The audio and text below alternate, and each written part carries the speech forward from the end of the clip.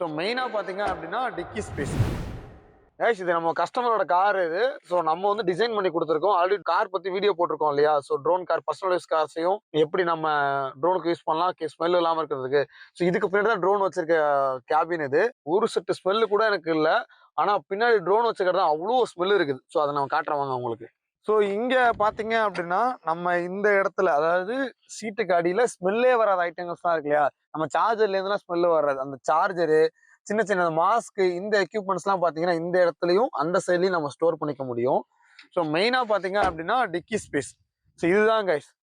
So இந்த இடத்த பார்த்தீங்க அப்படின்னா கம்ப்ளீட்டாக நம்ம கவர் பண்ணியிருக்கோம். ஸோ இந்த கவரிங் பார்த்தீங்க அப்படின்னா உங்களுக்கு ஸ்மெல்லே உள்ளே போகாது. வெல்க்ரோ போட்டு நல்லா டேக் பண்ணுறோம் அப்படின்னா. ஸோ இங்கே பார்த்தீங்க அப்படின்னா ஒரு கன்வேயர் பெல்ட், ஓகேங்களா? கன்வேயர் பெல்ட் போட்டு ட்ரோன் வச்சுக்கிறதுக்கு, ட்ரோன் ஸ்லிப் ஆகாமல் இருக்கிறதுக்காக இது நம்ம யூஸ் பண்ணியிருக்கோம்.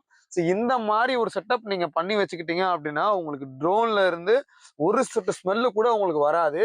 அண்ட் உங்க வீட்டுக்கு பர்சனல் யூஸ் கார் உங்களுக்கு தேவைப்படுது அப்படின்னா ஒண்ணுமே கிடையாது கைஸ். இந்த நாட்டை நீங்க அப்படியே அவுத்துட்டு, பிளஸ் இங்க கட்டியிருக்க நாட்டை அவுத்துட்டு நீங்க டைரக்டா அப்படியே ரோல் பண்ணி வெளில எடுத்துடலாம்.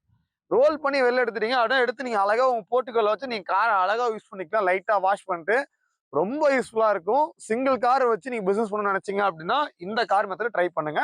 இல்ல இதை பத்தி ஐடியா வேணும்னா நீங்க கமெண்ட் பண்ணுங்க. தேங்க்யூ.